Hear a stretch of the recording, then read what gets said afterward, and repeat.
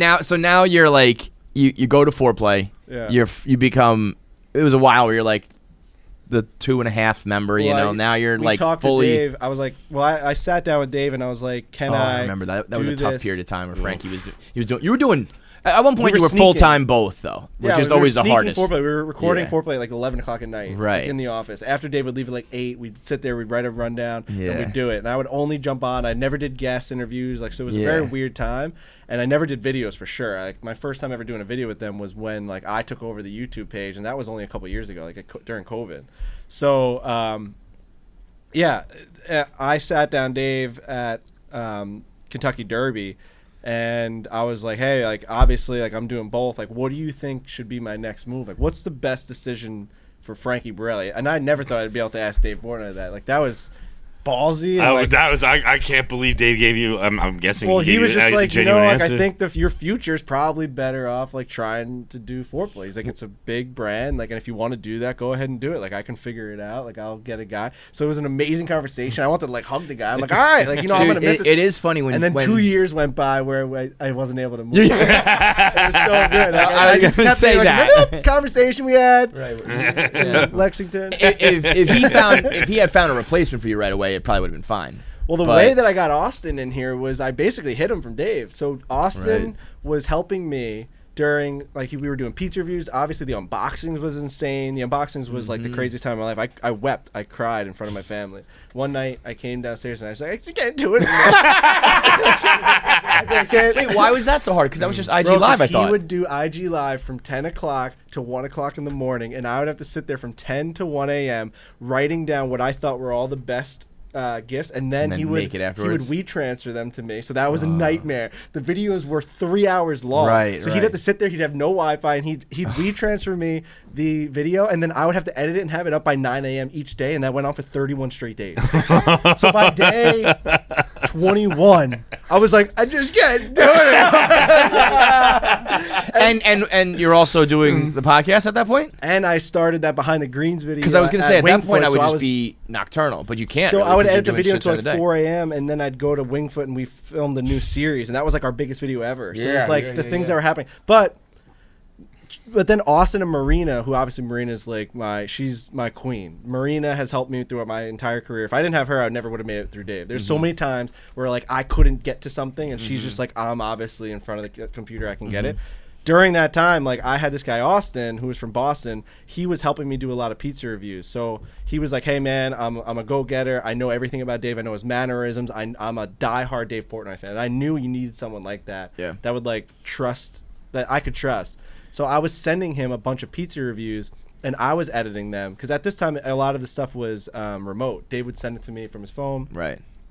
So it got to the point by the way, where, you have to know, like when we hire outside cameramen and editors, they always botch it. Fail every single time. And like the people, like they'll have the camera on like the thing over here, and it's like, no, you have to be on Dave, or you have to be like knowing how to shoot Dave. Knowing how to shoot Barstool style is one thing, and then knowing how to shoot Dave is like a whole other thing. He's got to have a feel for the moment. He's always pointing at things. But so Austin would film, he would edit a pizza review, and I would edit the same one, and I would check them. And if I felt like it wasn't right, I just post mine. So I was sending it to him, letting him practice. But you were doing it yourself. And I was doing it myself. And then months of that went by. That's like, a cool way to months and months. And Dave didn't even know this kid existed. He was in Boston. He drove down to New York one day because his Wi-Fi went out. And he's like, I'm going to come get the fucking card. And that's how I knew he had it. He slept in my apartment. Like, it was my first time meeting him. I'm like, bro, here's the card. For just like one review? Just for like 6. We did like a bunch of reviews somewhere in like Jersey. And I had 7 of them. And I'm like, I'm trying to send these to you. And he's like, I'm going to come down there and get it. So he drove at like 10 o'clock at night, got to my place at like 3 a.m.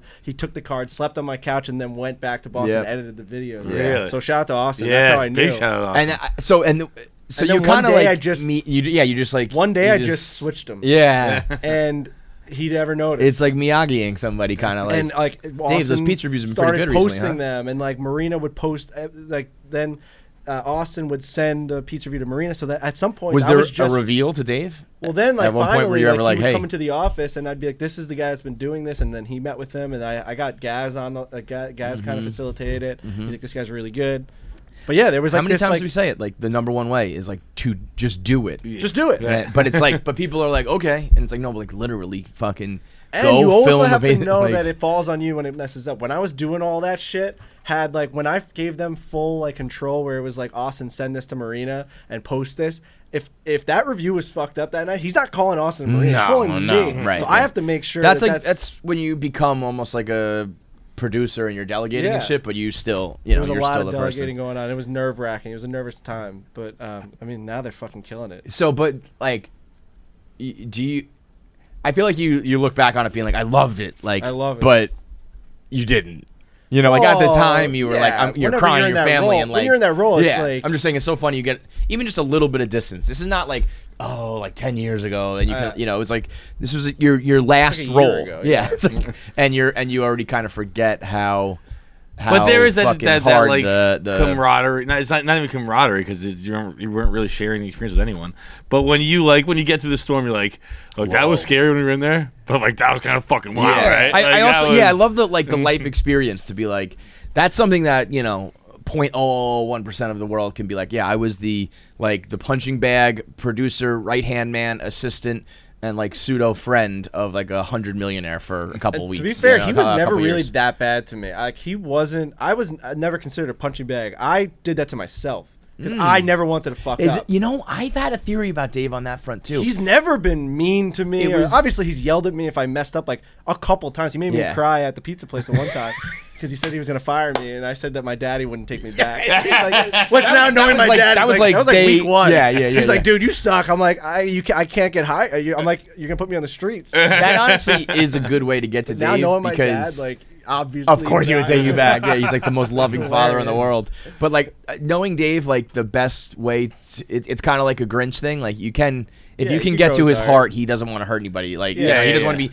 And maybe it's from a selfish point of view. He doesn't want to be known as the guy who like kicked this dude when he was down. But he doesn't want that on his conscience at all. I feel definitely get yelled at. Like Austin gets yelled at for internet issues and stuff. And Dave knows that's not his fault. But like it is his fault because you should have set it up before and it never should have gotten done. Right. I would always think of how am I going to get yelled at today, and that would cause my life to suck. That's the great way to approach life. Like if you have a shitty boss, be like.